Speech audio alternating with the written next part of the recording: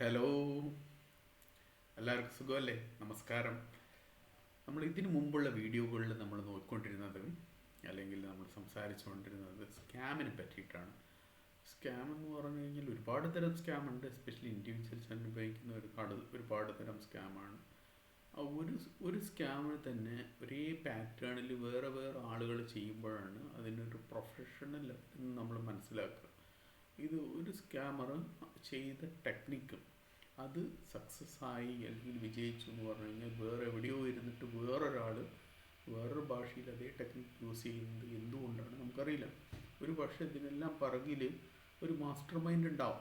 ഇവരെല്ലാം എംപ്ലോയി മാത്രമായിരിക്കും, എംപ്ലോയർ വേറെ എവിടെയെങ്കിലും ഉണ്ടാവും. പക്ഷേ ഇത് അപരിചിതർ ചെയ്യുന്ന ചതിവാണ്. നമ്മൾ നേരത്തെ സംസാരിച്ചത് ആദ്യത്തെ ഒരു വീഡിയോയിൽ ഞാൻ പറഞ്ഞിട്ടുണ്ടായിരുന്നത് ഒരു എൻ്റെ കാർഗോ കമ്പനി എന്നെ ഇമ്പോസ്റ്റ് ചെയ്തിട്ടുണ്ട്. അതേ പേരിൽ വേറൊരു വെബ്സൈറ്റും ഇമെയിലും ഒക്കെ തുറന്നിട്ട് വേറൊരു ബാങ്ക് അക്കൗണ്ടിലേക്ക് പേയ്മെൻറ്റ് വാങ്ങിച്ചിട്ട് മുങ്ങിയ ഒരാളുടെ കഥയാണ്. രണ്ടാമതൊരിക്കൽ പറഞ്ഞൊരു ആർമി പേഴ്സണായിട്ട് ഇമ്പോസ്റ്റർ ചെയ്തിട്ട് അഭിനയിച്ചിട്ട് ആർമിക്കുള്ള ഓർഡറാണെന്ന് പറഞ്ഞിട്ട് പൈസയും വാങ്ങിച്ച് അത് കഴിഞ്ഞിട്ട് സാധനവും വാങ്ങിക്കും. അത് കഴിഞ്ഞിട്ട് പേയ്മെൻറ്റ് റിസീവ് ചെയ്യുകയാണെന്ന് പറഞ്ഞിട്ട് QR കോഡ് സ്കാൻ ചെയ്യിപ്പിച്ചിട്ട് അതുവഴി പേയ്മെൻറ്റും അടിച്ചുകൊണ്ട് പോകും. അപ്പോൾ സെല്ലർക്ക് രണ്ട് ലോസാണ്. ഒന്ന് ഗുഡ്സും ലോസ് ആകുന്നുണ്ട്, പിന്നെ അത് കഴിഞ്ഞിട്ട് പേയ്മെൻറ്റ് അങ്ങോട്ട് കൊടുക്കണം. അങ്ങനെ രണ്ട് തരത്തിലുള്ള ഒരു ചതിവാണ്. പൊതുവേ ഈ ഗവൺമെൻറ് ഒഫീഷ്യൽസ് അല്ലെങ്കിൽ ആർമി പേഴ്സണൽ എന്ന് പറയുമ്പോൾ നമ്മൾ അവിടെ നിന്ന് ഒരിക്കലും ചതിവ് പ്രതീക്ഷിക്കുന്നില്ല. അങ്ങനെയാണ് ആ ചതിവിൽ പെട്ടുപോകുന്നത്. നമ്മൾക്കതിൻ്റെ വരും വരായികളൊക്കെ ഒരുപാട് പറയാനുണ്ട്. പക്ഷെ അതിലും വലിയൊരു ഇമ്പോർട്ടൻ്റ് കാര്യമാണ് ഇന്നത്തെ ഒരു സ്കാം അല്ലെങ്കിൽ ഒരു ചതിവ് എവിടെയാണ് നടക്കുന്നതെന്ന് പറഞ്ഞു കഴിഞ്ഞാൽ ഏറ്റവും ഒരു ബിസിനസ്സുകാരൻ അനുഭവിക്കുന്നതാണ്. സെയിൽസ്മാൻ്റെ അല്ലെങ്കിൽ പാർട്ട്ണറുടെ അതും അല്ലെങ്കിൽ മാനേജർമാരുടെ ചതിവാണ്. പുറത്തുനിന്ന് നമുക്ക് ഏത് കുത്തും നമുക്ക് താങ്ങാം. അപരിചിതന്മാർ ചെയ്തു കഴിഞ്ഞാൽ അത്ര വേദന ഉണ്ടാവില്ല. സ്വന്തത്തിൽ തന്നെ നമുക്ക് അങ്ങനെ ഒന്ന് വന്നു കഴിഞ്ഞാൽ നമ്മൾക്ക് അമിതമായിട്ടുള്ളൊരു സങ്കടമുണ്ട്. ആ സങ്കടം നമുക്ക് പറഞ്ഞാൽ തീരില്ല. ആ സങ്കടത്തിന് ഓവർകം ചെയ്യാൻ ഒരുപാട് മാസങ്ങൾ എടുക്കും. പക്ഷെ പൈസ പോയതിനേക്കാളിലും കൂടുതൽ മനോവ്യത ഭയങ്കരമായിരിക്കും. അപ്പോൾ അത്തരത്തിൽ ഒന്ന് രണ്ട് കാര്യങ്ങളാണ് നമ്മൾ നോക്കുന്നത്. ഞാൻ ആ കഥ വളരെ ചുരുക്കി പറയാം. ഇത് എൻ്റെ പരിചയത്തിൽ നടന്ന ഒരു സംഭവമാണ്. 3 കൂട്ടുകാർ അല്ലെങ്കിൽ 3 ബന്ധുക്കൾ, എങ്ങനെ വേണമെങ്കിലും പറയാം. ഒരാൾക്ക് സെയിൽസ് അറിയാം, ഒരാൾക്കൊരു പ്രൊഫഷൻ അറിയാം. അയാൾ രണ്ട് പേരുമായിട്ട് പറഞ്ഞ് ഞാൻ ഇങ്ങനൊരു കമ്പനി നമുക്ക് തുടങ്ങാം, ഞാൻ സെയിൽസ് നോക്കാം, നിങ്ങൾ ഇൻവെസ്റ്റ് ചെയ്താൽ മതി, അല്ലെങ്കിൽ അതിൻ്റെ ഒരു ഒരു പോർഷനായിട്ട് ഞാൻ ഇൻവെസ്റ്റ് ചെയ്യാം എന്ന് പറഞ്ഞ് അവർ ആ കമ്പനി തുടങ്ങി. ആദ്യം ഈ 2 കൂട്ടുകാർ സ്വാഭാവികമായിട്ടും വേറെ സ്ഥലത്ത് വർക്ക് ചെയ്യുന്നിട്ട് ഒരു സൈലൻറ്റ് പാർട്ട്ണർ പോലെയായിരുന്നു. പതുക്കെ ബിസിനസ് വന്നു തുടങ്ങി. കമ്പനി മുന്നോട്ട് തുടങ്ങി. ഒരു 2 സ്റ്റാഫുള്ളിടത്ത് 4 സ്റ്റാഫായി, 4 സ്റ്റാഫുള്ളിടത്ത് 8 സ്റ്റാഫായി, 12 സ്റ്റാഫായി, അങ്ങനെ പതുക്കെ വളർന്നു. പക്ഷേ അതിനിടയിൽ ഓരോ വട്ടം കമ്പനി വളരാൻ വേണ്ടിയിട്ട് ഇവർ ഇൻവെസ്റ്റ്മെൻറ്റ് ചെയ്തുകൊണ്ടേയിരുന്നു. മറ്റ് 2 പേരും, സെയിൽസ്മാനായിട്ടുള്ള ആൾ വളരെ ചെറിയൊരു ഇൻവെസ്റ്റ്മെൻറ്റ് അയാൾ ചെയ്തിട്ടുണ്ട്, സെറ്റപ്പിൽ ഒരു ഇൻവെസ്റ്റ്മെൻറ്റ് അയാളും ചെയ്തിട്ടുണ്ടെന്ന് അയാൾ പറയും. അപ്പോൾ ഈ കമ്പനി വളരാണ്ട് ഈ 2 കൂട്ടുകാർക്ക് അതിൽ നിന്നൊന്നും എടുക്കാൻ കഴിയുന്നില്ല. കമ്പനി വളരുന്നൊരു സന്തോഷമുള്ളൂ. പിന്നെ ഇവർ നോട്ടീസ് ചെയ്തു സെയിൽസ് നടക്കുന്നുണ്ട്, പക്ഷേ അധികം പണവും പുറത്താണ്. കിട്ടാക്കടമായിട്ടും മറ്റേ അങ്ങനെയുള്ള കാര്യങ്ങൾ ഔട്ട്സ്റ്റാൻഡിങ് ഒരുപാട് വരുന്നുണ്ട്. അപ്പോൾ പെട്ടെന്നൊരു ദിവസം ഈ 2 കൂട്ടുകാരിലും പുറത്ത് ഇൻവെസ്റ്റർമാരായിട്ടുള്ളവർ അവരുടെ ജോലി പോയി. ഇതിൽ ഒരാളുടെ ജോലി പോയപ്പോൾ സ്വാഭാവികമായിട്ടും പുറത്ത് പണിയെടുക്കണ്ടല്ലോ, എന്തായാലും നമ്മൾ തന്നെ പണിയെടുക്കാമെന്ന് പറഞ്ഞിട്ട് അയാൾ വന്ന് അപ്പോഴാണ് ഇവർ കാര്യമായിട്ട് അക്കൗണ്ട്സ് ശ്രദ്ധിക്കുകയും കാര്യങ്ങളൊക്കെ ചെയ്യുന്നത്. അതിനു മുമ്പ് അത്ര വലിയ അക്കൗണ്ട്സ് ഒന്നും ശ്രദ്ധിക്കേണ്ടായിരുന്നു. ഇവർ വരുന്നു, ഉള്ള ചെറിയ 2-3 എൻട്രികളൊക്കെ ഉണ്ടാവുള്ളൂ. കാരണം എല്ലാ ബില്ലും വലിയ ബില്ലായതുകൊണ്ട്. അപ്പോൾ കൂടുതൽ ഇൻട്രാക്ഷൻ, ഒരു ട്രാൻസാക്ഷൻ വരുന്നില്ല. ഒരു റെസ്റ്റോറൻറ്റിലെ പോലെയോ ഒരു ടെക്സ്റ്റൈൽസിലെ പോലെയോ അങ്ങനെയുള്ള കടകളെ പോലെയോ ട്രാൻസാക്ഷൻ കുറവായിരുന്നു. നമ്പർ ഓഫ് ട്രാൻസാക്ഷൻ കുറവായിരുന്നു, എമൗണ്ടുകൾ വലുതായിരുന്നു. പക്ഷെ അവരങ്ങനെ എൻട്രി ചെയ്ത് നോക്കിയപ്പോഴാണ് മനസ്സിലാകുന്നത് പലത് ഔട്ട്സ്റ്റാൻഡിങ് ഉണ്ട്. ഇത് 2 വർഷമായി, 3 വർഷമായി, 4 വർഷം, 5 വർഷമായിട്ടും ഒന്നും തിരിച്ചെടുക്കാനാകണ്ടാകുമ്പോൾ ഇവർ കാരണം കണ്ടെത്തി അധികം പേയ്മെൻറ്റ് പുറത്താണ്.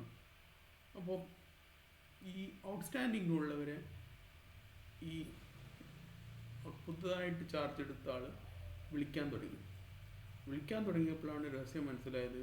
ഇതിൽ പലരും പേയ്മെൻറ്റ് ഓൾറെഡി കൊടുത്തവരാണ്.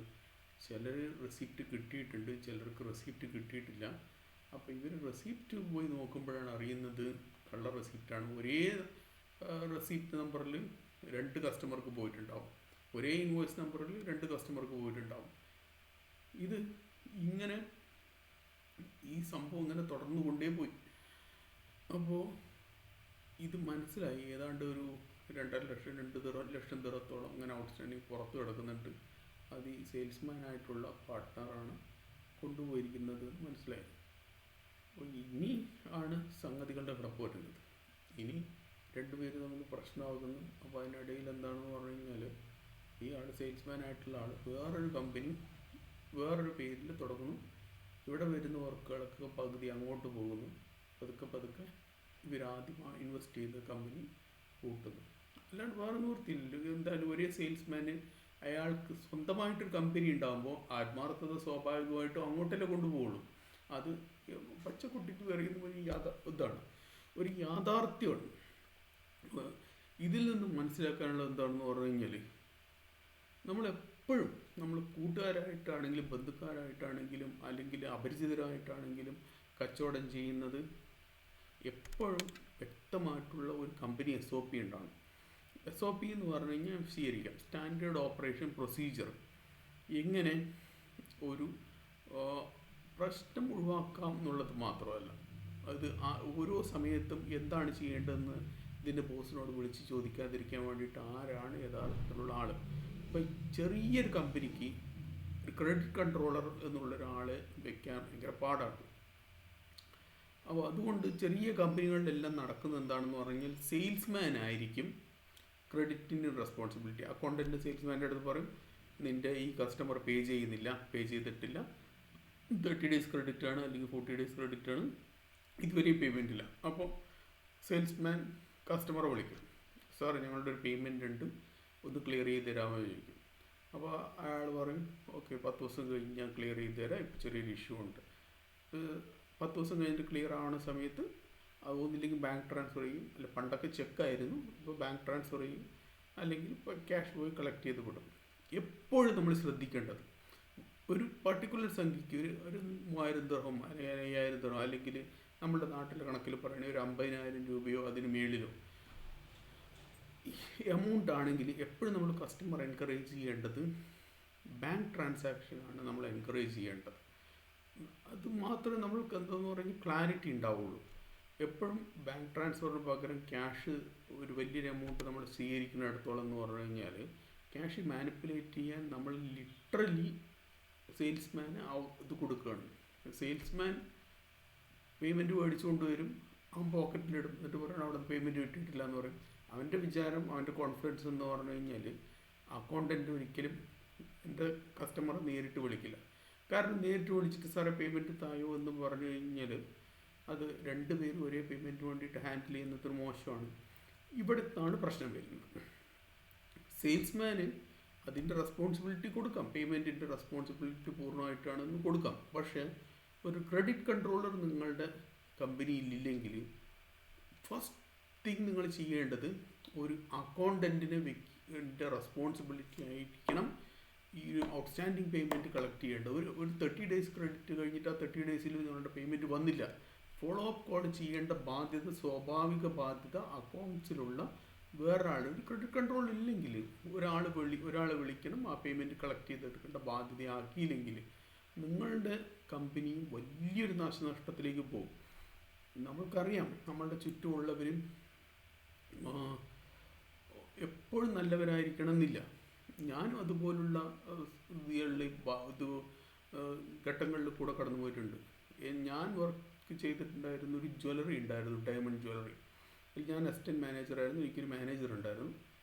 അപ്പോൾ എനിക്ക് ചിലയിടത്ത് സംശയം തോന്നി, ഇയാൾ എന്നെ മോട്ടിവേറ്റ് ചെയ്യുന്നത് എന്താണെങ്കിൽ മോഷ്ടിക്കാൻ വേണ്ടിയിട്ട് ഉള്ള കാര്യങ്ങളും അത് നമ്മളുടെ കടബാധ്യതയും അങ്ങനത്തെ ഉള്ള കാര്യങ്ങളൊക്കെയാണ് പറയുന്നത്.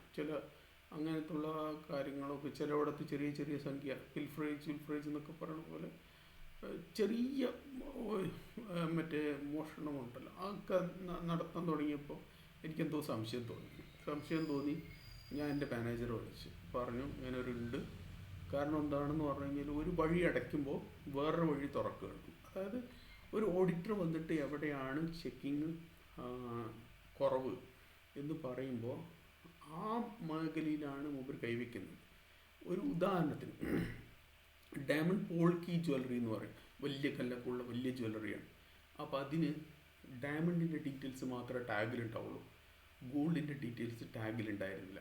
അപ്പോൾ ആശാൻ എന്ത് ചെയ്തെന്ന് പറഞ്ഞു കഴിഞ്ഞാൽ ഈ ചെയിൻ കട്ട് ചെയ്തു, എന്നിട്ട് അവിടെ ഡ്യൂപ്ലിക്കേറ്റ് കയറ്റി. ആരും അറിഞ്ഞില്ല, ഗോൾഡിൻ്റെ നമ്മൾ എഴുതി കൊടുക്കുന്നില്ല. ഒരു ഓഡിറ്റർ അത് കണ്ടുപിടിച്ചു, ഇത് ഗോൾഡിൻ്റെ ഡീറ്റെയിൽസിൽ വ്യത്യാസം വരുന്നുണ്ട്. കാരണം എന്താണെന്ന് പറഞ്ഞാൽ അത് ഒറിജിനൽ അല്ല എന്നുള്ള ഒരു വ്യത്യാസം വരുന്നുണ്ട് എന്ന് പറഞ്ഞാൽ അത്രയ്ക്ക് കോൺഫിഡൻസാണ്. എങ്ങനെയാണോ ഓഡിറ്റർമാർ ചെക്ക് ചെയ്യുന്നത് അതിനെ മറികടക്കുക എന്നുള്ളതാണ് സ്വാഭാവികമായിട്ട് എല്ലായിടത്തും സ്റ്റാഫാണെങ്കിലും മറ്റ് മാനേജർമാരാണെങ്കിലും ചെയ്യുന്ന ഒരു രീതി. അപ്പോൾ ഓഡിറ്റിംഗ് എന്നുള്ളത് എത്ര കുറ്റമറ്റമാറ്റതാക്കിയാലും കൂടി അതിനെ മറികടക്കാൻ ഇങ്ങനെയുള്ള ആളുകൾക്ക് കഴിയാം. They are born criminals. അവർ രണ്ട് തരത്തിലുള്ള മോഷ്ടാക്കളുണ്ട്. ഒന്ന്, അവർക്ക് അവസരം കിട്ടുമ്പോൾ ഓപ്പർച്യൂണിസ്റ്റ് എന്ന് പറയും, അവസരം കിട്ടുമ്പോൾ മാത്രം. രണ്ടാമത്തെന്ന് പറഞ്ഞാൽ ദേ ലവ് ടു സ്റ്റീൽ. അവരെന്ന് പറഞ്ഞാൽ ഓപ്പർച്യൂണിറ്റി ഉണ്ടാക്കും. They are born criminals, they born scammers. ഒരു ഓപ്പർച്യൂണിറ്റി ഉണ്ടാക്കിയിട്ട് അവർ മോഷ്ടിക്കും. അങ്ങനെയുള്ളവരെ നമുക്ക് ഒരിക്കലും തിരുത്താൻ പറ്റില്ല. അങ്ങനെയുള്ളവർ കള്ള റെസിപ്റ്റ് അടിക്കും, കള്ള ബിൽ ബുക്ക് അടിക്കും. എൻ്റെ ഒരു കൂട്ടുകാരന് ഇതേപോലൊരു അനുഭവം ഉണ്ടായിരുന്നു. അവർ ഇതേപോലെ കാർഗോ കമ്പനി നടത്തിയാണ്. ഇവന് ആൾട്ടർനേറ്റീവ്ലി ഒരു ബുക്ക് അടിച്ചിട്ട് അവൻ പോയിട്ട് കാർഗോ കളക്ട് ചെയ്യും, സെയിം കമ്പനീൻ്റെ പേരിൽ. പക്ഷെ ഒരിക്കൽ പിടിക്കപ്പെട്ടെന്ന് പറഞ്ഞാൽ പല നാൾക്കുള്ള ഒരു നാൾ പിടിയിൽ എന്ന് പറഞ്ഞാൽ ഒരിക്കൽ പിടിക്കപ്പെട്ടത് എങ്ങനെയാണെന്ന് പറഞ്ഞു കഴിഞ്ഞാൽ ഒരു ഷിപ്മെൻറ്റ് കുടിക്കും. അപ്പോൾ ആ കസ്റ്റമർ ആ കോപ്പി ഇൻവോയ്സ് ആണെന്നുണ്ടെങ്കിലും അതിലെ 2 ഫോൺ നമ്പർ എൻ്റെ ആയിരിക്കും. അപ്പോൾ സ്വാഭാവികമായിട്ടും എൻ്റെ കോൺഫിഡൻറ്റ് എന്താണെന്ന് പറഞ്ഞു കഴിഞ്ഞാൽ ഏതെങ്കിലും കസ്റ്റമർ ലൈസൻസ് കോപ്പി ചോദിച്ചു കഴിഞ്ഞാൽ ലൈസൻസ് കോപ്പി കൊടുക്കുന്നു, കമ്പനി വണ്ടി ഒരു പ്രശ്നവുമില്ല, ഒരു കമ്പനി വണ്ടി ഒരു പ്രശ്നവുമില്ല. അപ്പം അങ്ങനെയാണെന്നടുത്ത് ഒരിടത്താൻ പെട്ടു. ഇത് ഷിപ്മെൻറ്റ് കുടുങ്ങിയപ്പോൾ പതുക്കെ വിളിച്ച് അതിൽ ഇഷ്യൂസ് പ്രശ്നമായപ്പോൾ ഒറിജിനൽ കമ്പനീൻ്റെ ഓഫീസിൽ വിളിച്ചു. അപ്പോൾ ഈ പറയുന്ന ഇൻവോയ്സിന് അഗെയിൻസ്റ്റ് ആയിട്ടുള്ള ഷിപ്മെൻറ്റും ഇവരുടെ ഡീറ്റെയിൽസ് തമ്മിൽ യാതൊരു ബന്ധവുമില്ല. കസ്റ്റമർ അപ്സെറ്റായി. അപ്പോഴാണ് നമ്മൾക്ക് അറിയുന്നത് തന്നെ ഇങ്ങനെ ഒരു സെയിൽസ്മാൻ എന്താണെന്ന് പറഞ്ഞു കഴിഞ്ഞാൽ ഡ്യൂപ്ലിക്കേറ്റ് ഇൻവോയ്സ് അടിച്ചിട്ടുണ്ട്. അപ്പോൾ പലതരം തട്ടിപ്പുകളുണ്ടാകും. ഇത് നമ്മൾ തട്ടിപ്പുകളെ തുറന്നു കാട്ടുന്നത് എന്താണെന്ന് പറഞ്ഞാൽ നിങ്ങൾ മറ്റുള്ളവർക്ക് പഠിക്കാൻ പ്രചോദനമാകാനല്ല. അതായത് നിങ്ങളൊരു ബിസിനസ് ഓണറാണെങ്കിൽ നിങ്ങൾ വിജിലൻ്റ് ആവണം, എങ്ങനെ അതിനെ മറികടക്കാമെന്നുള്ളത്. ഔട്ട്സ്റ്റാൻഡിങ് ഉള്ള ക്രെഡിറ്റുകൾ നിർബന്ധമായിട്ട് അക്കൗണ്ട്സിൻ്റെ കീഴിലാക്കുക, സ്വയം സേഫ് ആക്കുക. ഇതുപോലുള്ള വീഡിയോകൾ നിങ്ങൾ കാണുന്നുണ്ടെങ്കിൽ ഈ ചാനൽ സബ്സ്ക്രൈബ് ചെയ്യുക. നിങ്ങൾ ഏതെങ്കിലും തരത്തിൽ പറ്റിക്കപ്പെട്ടിട്ടുണ്ടെങ്കിൽ അത് എന്നോട് പറയാൻ നിങ്ങൾ ബാക്ക് എൻഡിൽ ശ്രമിക്കുക. കാരണം നമുക്കത് മറ്റൊരാളോട് പറയുന്നതോടുകൂടി അതുപോലുള്ള ചതിവുകൾ ഒഴിവാക്കുക എന്നുള്ളതാണ് നമുക്കിത് ചെയ്യാൻ പറ്റുക. എല്ലാവർക്കും നല്ല നമസ്കാരം. Thank you so much. Thank you for watching me. Keep watching. By.